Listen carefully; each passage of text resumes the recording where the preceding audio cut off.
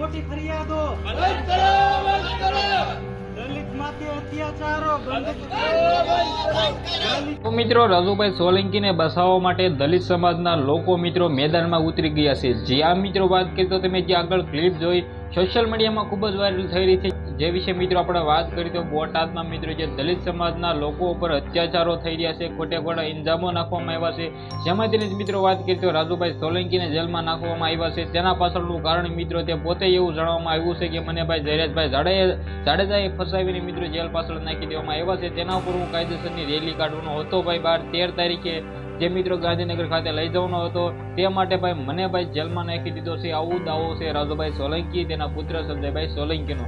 તેમાંથી જ મિત્રો વાત કરીએ તો તમને બધા લોકોને ખબર છે કે ભાઈ ગણેશભાઈ ગોંડલ અને રાજુભાઈ સોલંકીનો મેટર કરીબ 2 મહિનેથી ચાલી રહ્યો છે. તેમાંથી ભાઈ ગણેશભાઈ ગોંડલ તો કરીબ 2 મહિનેથી ભાઈ જેલમાં છે, પરંતુ મિત્રો રાજુભાઈ સોલંકી અને તેનો પુત્ર સંજયભાઈ સોલંકી જે ઘૂસીટોકના કારણે જે મિત્રો વાત કરી તો તેનો શિકાર બની ગયો છે. ત્યાં પણ મિત્રો એમ કીધું સુરતની પોલીસ સ્ટેશન જેલમાં નાખી દેવામાં આવ્યા છે.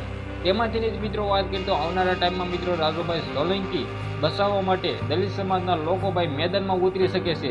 જે આ વાત કરીએ તો હાલના ટાઈમમાં દલિત સમાજના લોકો ઘણા બધા વિડીયો વાયરલ થઈ રહ્યા છે. તેમાં દલિત સમાજના લોકો ભાઈ મિત્રો રાજુભાઈ સોલંકીના ખુલ્લેઆમ સપોર્ટમાં આવ્યા છે. જેમાં મિત્રો વાત કરીએ તો પોતે બધા લોકોનું એવું કહેવું છે કે જયરાજભાઈ જાડેજા સાથે મિત્રો વાત કરીએ તો અમારા દલિત સમાજના લોકો ઉપર જે મિત્રો અત્યાચારો થઈ રહ્યા છે એ બિલકુલ ફટાવો થઈ રહ્યા છે. મિત્રો સૌથી પહેલા આપણી ચેનલમાં નવા છો તો લાઈક અને ભાઈ સબસ્ક્રાઇબ કરવાનું ખાસ તમારે ભૂલવાનું નથી. જેમાં મિત્રો વાત કરીએ તો આવનારા ટાઈમમાં રાજુભાઈ સોલંકી વિરુદ્ધ દલિત સમાજના લોકો મેદાનમાં ઉતરીને ઘણી બધી રેલીઓ પણ કાઢી શકે છે અને મિત્રો ખુલ્લેઆમ મિત્રો નારાઓ પણ લગાવી શકે છે કે દલિત સમાજને મિત્રો એમ કીધું ખુલ્લેઆમ ટાર્ગેટ કરી દેવામાં આવ્યા છે અને મિત્રો અમારા લોકો માટે કેમ ભાઈ આવું ખોટું થઈ રહ્યું છે.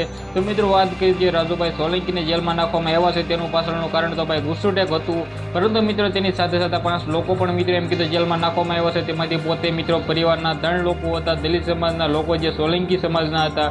સાથે મિત્રો વાત કરીએ તો બીજા 2 બહારના હતા. એ કોણ હતું એના વિશે વાત કરીએ તો એક એનો ભાઈ જમાઈને પણ ગઈકાલે જેલમાં નાખી દેવામાં આવ્યા છે. એ કેના કારણે નાખવામાં આવ્યો છે એ તો જાણકારી નથી મળી રહી, પરંતુ મિત્રો દલિત સમાજ લોકો માટે અત્યાચાર થઈ રહ્યા છે. એના માટે દલિત સમાજના લોકો મેદાનમાં ઉતરી શકે છે, રેલીઓ કાઢી શકે છે.